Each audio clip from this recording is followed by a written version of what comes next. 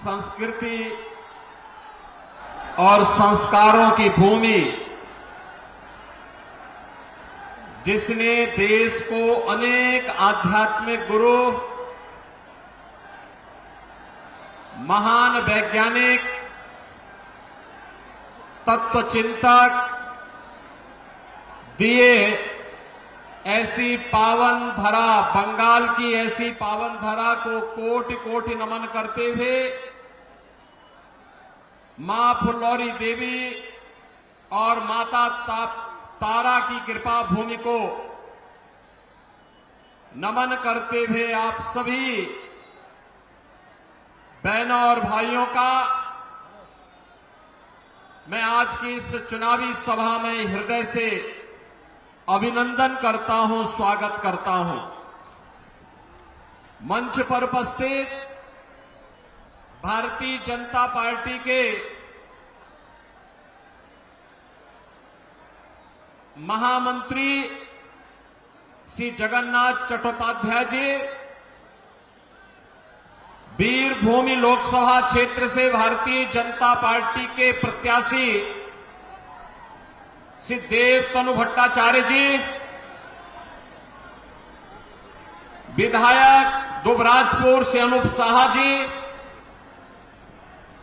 राज्योपाध्यक्ष श्री श्यामपद मंडल जी,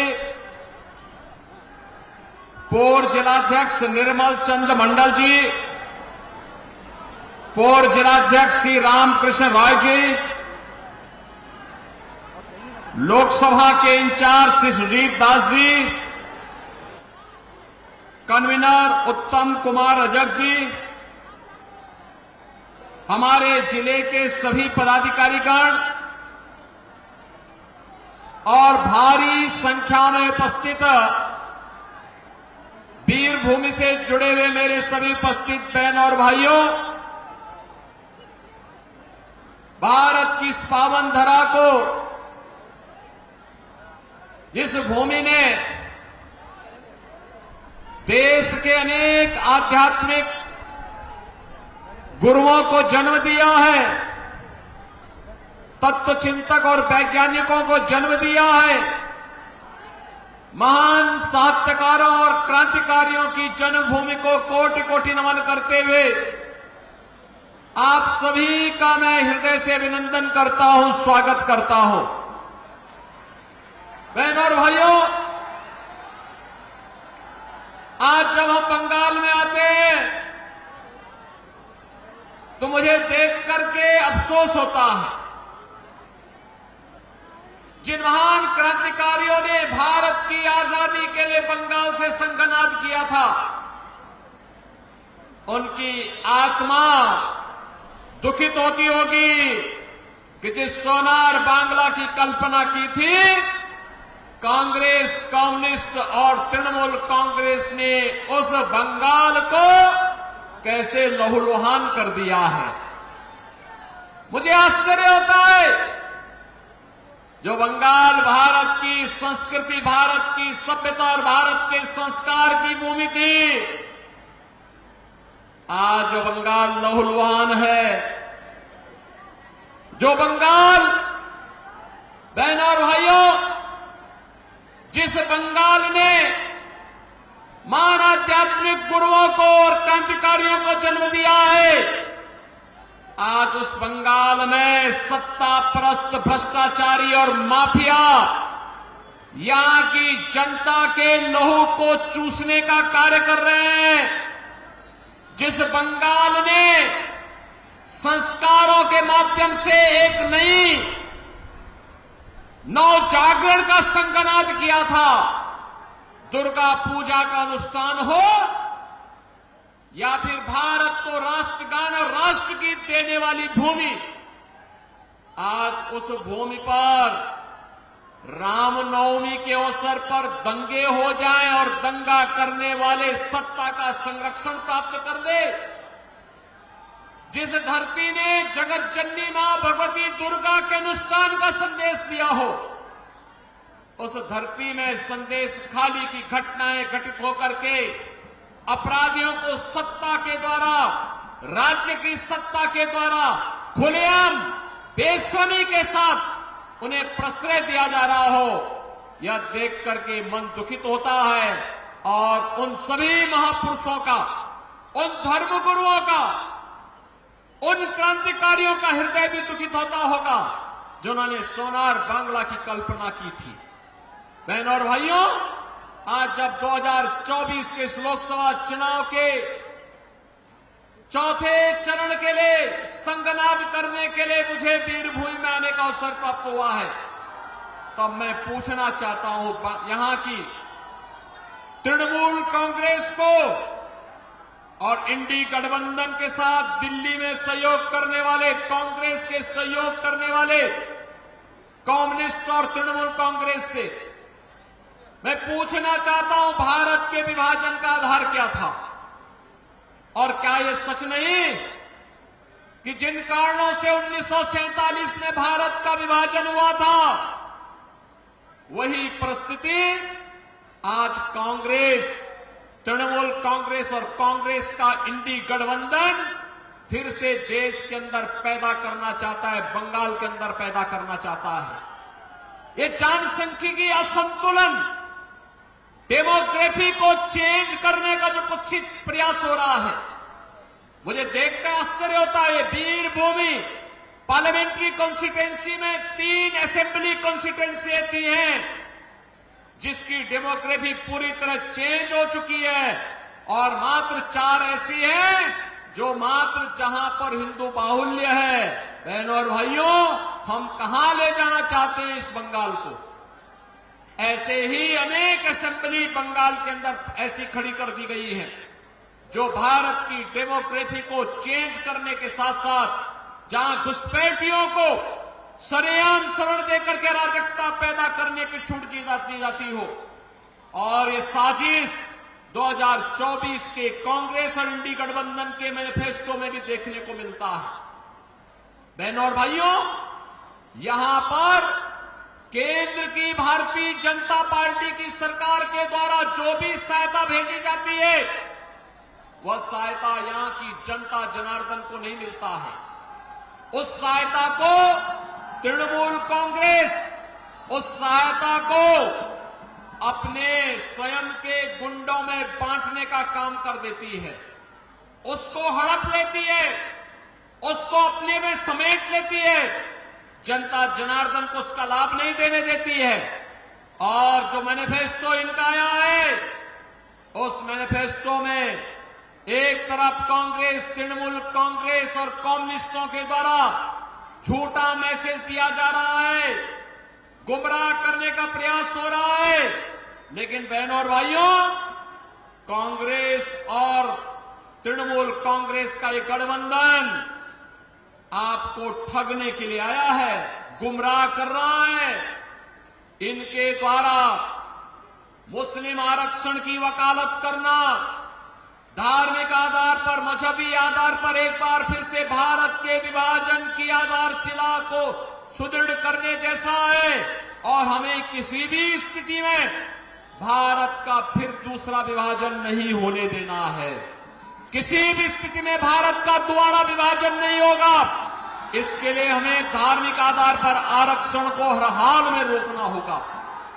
कांग्रेस का मैनिफेस्टो कहता है, कांग्रेस का मैनिफेस्टो कहता है कि पिछड़ी जाति के लोगों को मिलने वाले आरक्षण में एक हिस्सा मिलाकर के मुसलमानों को दे देंगे। क्या आप इसको स्वीकार करेंगे? क्या बंगाल इसको स्वीकार करेगा? क्या अपने अधिकार को आप क्या किसी दूसरे को हिस्सा लेने देंगे क्या? और ऐसे ही अनुसूचित जाति के अधिकारों में भी ये लोग डकैती डालने का काम करने जा रहे हैं। बहनों और भाइयों, जब कांग्रेस नेतृत्व की यूपीए सरकार थी, ये तृणमूल कांग्रेस उसको सपोर्ट कर रही थी, कम्युनिस्टों ने भी उसे कुछ दिनों तक सपोर्ट किया था। बहनों और भाइयों, तब आपको याद होगा, तब कांग्रेस नेतृत्व की सरकार ने, जो आज इंडी गठबंधन के रूप में है, तब इस सरकार ने जस्टिस रंगनाथ मिश्रा कमेटी गठित की थी और रंगनाथ मिश्रा कमेटी के आधार पर उसने प्रयास किया था उस समय कि पिछड़ी जाति को मिलने वाले 27% आरक्षण में से 6% आरक्षण को कम करते हुए उस आरक्षण का लाभ मुसलमानों को दे दिया जाए। भारतीय जनता पार्टी ने विरोध किया था। उन्होंने कहा धार्मिक आधार पर आरक्षण ये बाबा साहब भीमराव अंबेडकर और भारत के संविधान निर्माताओं का अपमान होगा। उस समय विरोध किया था और तभी रुक पाया था। फिर सच्चर कमेटी की सच्चर कमेटी का गठन करके कांग्रेस ने प्रयास किया था कि अनुसूचित जाति की मिलने वाले आरक्षण के लाभ में भी मुसलमानों को हिस्सेदारी दी जाए। तब भी भारतीय जनता पार्टी ने विरोध किया था।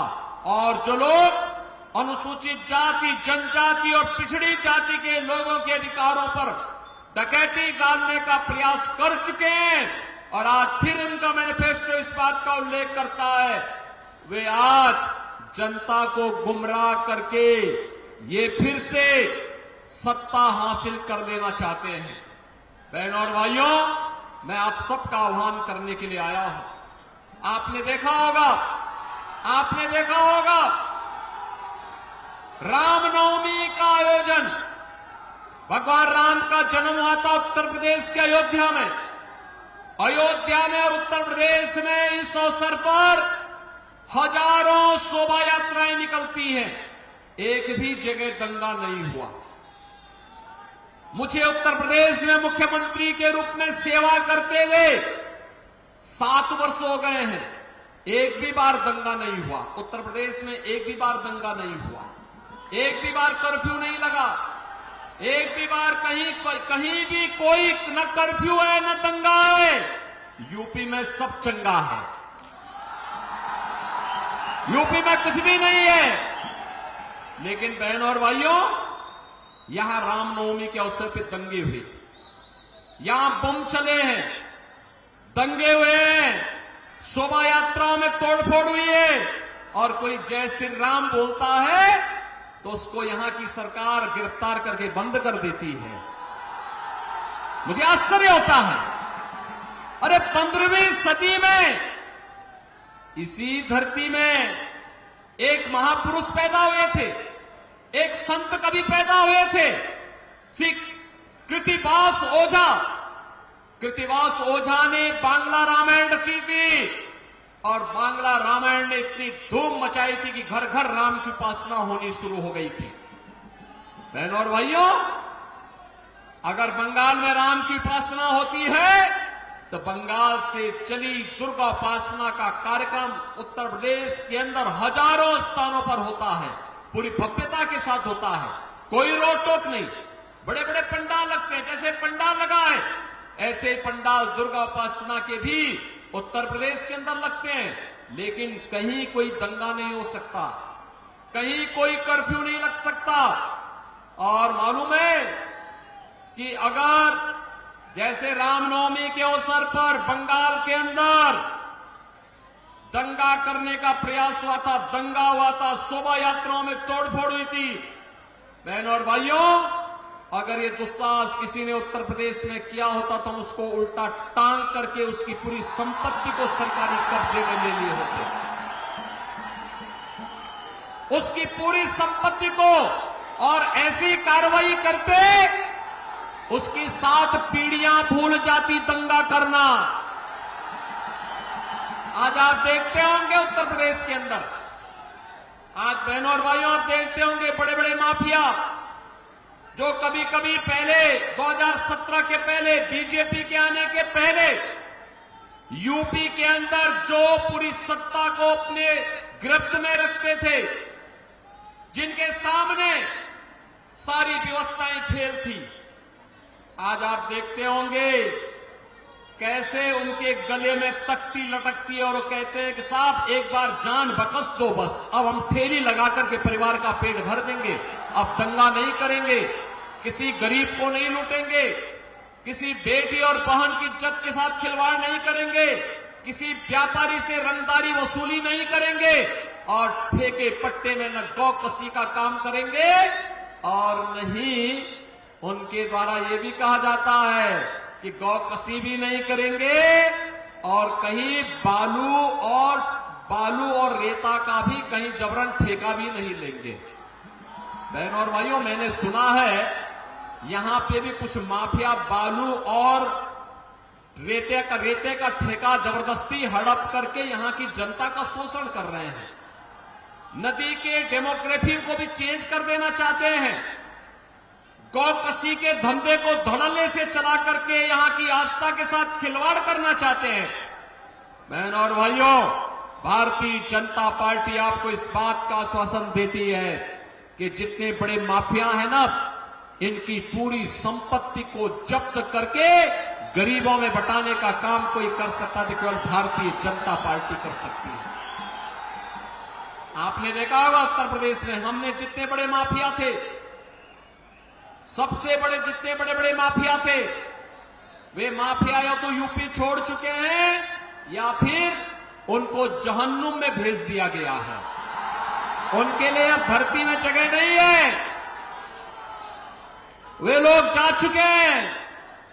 हम लोगों ने, बीजेपी की सरकार ने उत्तर प्रदेश में केवल अयोध्या में ही रामलला का मंदिर नहीं बनाया है, बल्कि बड़े बड़े माफिया और अपराधियों का राम नाम सत्य है कि यात्रा में भी भेजने का काम कर दिया है। और इसीलिए मैं आपसे कहना चाहता हूं कि बहनों और भाइयों, देश के विभाजन की जो तैयारी कांग्रेस और इंडी गठबंधन के द्वारा अपने मैनिफेस्टो के माध्यम से की जा रही है, उन सभी से सावधान होने की आवश्यकता है।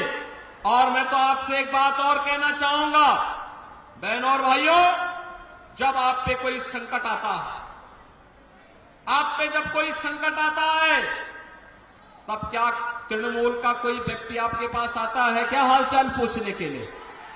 जब ये दंगे होते हैं, तृणमूल कांग्रेस का कोई व्यक्ति आपका हालचाल पूछने के लिए आता है क्या? कांग्रेस का कोई व्यक्ति आता है क्या? कोई नहीं आएगा। न कांग्रेस आएंगे, न राहुल गांधी आएंगे, न बहन जी आएगी और कोई नहीं आएगी। यहां की दीदी की ममता तो केवल यहां के उन माफियाओं के साथ में है जो बंगाल को रौंद रहे हैं, बंगाल की पहचान के सामने संकट पैदा कर रहे हैं।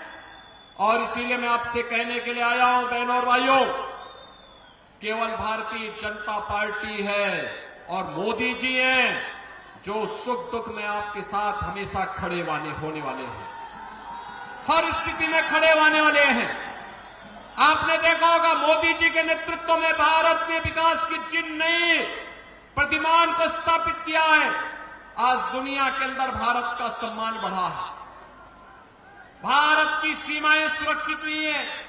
कांग्रेस नेतृत्व की सरकार थी, पाकिस्तान परस्त आतंकवादी भारत की सीमा का अतिक्रमण करते हुए भारत में आते थे, जगह जगह बम विस्फोट करते थे। आज मोदी जी के नेतृत्व की सरकार में आप देखते होंगे, अब तो आतंकवादी घटनाएं नहीं घटित होती, आतंकवाद और नक्सलवाद को तो नियंत्रित किया जा चुका है। लेकिन अगर कहीं पटाखा भी जोर से फूटता है तो सबसे पहले पाकिस्तान सफाई देता कि मेरा हाथ नहीं है, क्योंकि पाकिस्तान को मालूम है कि अगर कोई घटना गलती से भी हो जाए तो उसको लेने के देने पड़ जाएंगे, क्योंकि ये नया भारत है और मोदी जी के नेतृत्व में नया भारत किसी को छेड़ता नहीं है। लेकिन अगर कोई छेड़ता है तो फिर उसको छोड़ता भी नहीं है। और इसीलिए मैं आपसे कहने के लिए आया हूं, यहां पर इंफ्रास्ट्रक्चर का कार्य मोदी जी के नेतृत्व में IIT, IIM, AIIMS, highway, railway, metro, triple IT, NIT, world class university, हर घर नल की योजना, ये सभी मोदी जी के नेतृत्व में आज तेजी के साथ देश के अंदर इसको लागू किया जा रहा है। और बंगाल में तो तृणमूल कांग्रेस की सरकार मोदी जी की योजनाओं को जबरन रोकने का कार्य करती है, अन्यथा पूरे देश के अंदर 80 करोड़ लोगों को फ्री में राशन देने का काम पिछले 4 वर्ष से मोदी जी की सरकार कर रही है। बहनों और भाइयों, 60 करोड़ लोगों को 5 लाख रुपए की आयुष्मान भारत में स्वास्थ्य बीमा का कवर मिल रहा है। 50 करोड़ गरीब लोगों के जनधन अकाउंट खोल दिए गए। 12 करोड़ किसानों को प्रधानमंत्री किसान सम्मान निधि का लाभ मिला। 12 करोड़ गरीबों के घर में शौचालय बन गए। 10 करोड़ गरीबों को उज्ज्वला योजना का रसोई गैस का एलपीजी का कनेक्शन मिल गया और 4 करोड़ गरीबों को बहन और भाइयों प्रधानमंत्री आवास योजना का लाभ मिल गया। मैंने उत्तर प्रदेश में अब तक लगभग 57 लाख गरीबों को एक एक मकान दे दिया है पीएम आवास योजना में। बहन और भाइयों, बंगाल की सरकार नहीं लेना चाहती। बंगाल की सरकार उसी कार्य को करती है जिसमें इसको कमीशन मिलती हो और इसीलिए वह कार्य नहीं करेगी, करने नहीं देगी। इसके लिए आवश्यक है कि वीर भूमि को नाम के अनुरूप भारतीय जनता पार्टी को विजयी बना करके भेजिए। मोदी जी ने कहा है आत्मनिर्भर भारत और विकसित भारत की संकल्पना को साकार करेंगे। आत्मनिर्भर भारत का मतलब आत्मनिर्भर बंगाल भी होगा। आत्मनिर्भर बंगाल का मतलब हर किसान, हर नौजवान, हर महिला, हर तबके का व्यक्ति, हर व्यापारी यह भी आत्मनिर्भर होगा। और जब आत्मनिर्भर होगा तो तभी विकसित भारत की परिकल्पना को साकार भी करेगा। और विकसित भारत के लिए भारत दुनिया की एक बड़ी ताकत बने, हमारा देश दुनिया की एक ताकत बने, यह संदेश बंगाल से ही जाना चाहिए। क्योंकि बंगाल ने तो हमें राष्ट्रगान और राष्ट्रगीत दिया और बंगाल ने तो भारतीय जनसंघ के पहले अध्यक्ष डॉक्टर श्यामा प्रसाद मुखर्जी भी तो बंगाल ने ही भारत को दिए हैं। इसलिए मैं आप सबका आह्वान करने के लिए आया हूं कि बहनों और भाइयों, भारतीय जनता पार्टी ने वीरभूमि से श्री देव तनु भट्टाचार्य को अपना प्रत्याशी बनाकर के आपके बीच उतारा है। देव तनु भट्टाचार्य, बहनों और भाइयों, मैं आप सबसे अपील करना चाहूंगा, अगर आप डेमोग्राफी को चेंज करने से रोकना चाहते हैं, अगर आप सुरक्षित बंगाल चाहते हैं, अगर आप सुरक्षित भारत चाहते हैं, समृद्ध बंगाल और समृद्ध भारत चाहते हैं, तो भारतीय जनता पार्टी आवश्यक है। और इसके लिए आप सबका मैं आह्वान करूंगा कि आप सभी लोग भारतीय जनता पार्टी के चुनाव चिन्ह, कमल के चुनाव चिन्ह पर वोट देकर के श्री देव तनु भट्टाचार्य को भारी बहुमत से विजयी बना करके देश की संसद में भेजिए। आप सहमत हैं? देव तनु भट्टाचार्य को विजयी बना के भेजेंगे? सभी लोग सहमत हैं? सभी लोग सहमत हैं? 13 मई को यहां लोकसभा का इलेक्शन होना है और 13 मई को लोकसभा के इलेक्शन में देव तनु भट्टाचार्य को वीरभूमि जैसे लोकसभा क्षेत्र में बहनों और भाइयों डेमोक्रेसी चेंज से रोकने के लिए, सुरक्षा के लिए, गरीब कल्याणकारी योजनाओं के लिए उन्हें भारी बहुमत से विजयी बना के भेजना है। बना के भेजेंगे? सभी लोग सहमत हैं? तो मेरे साथ बोलेंगे भारत माता की, भारत माता की, भारत माता की। बंद।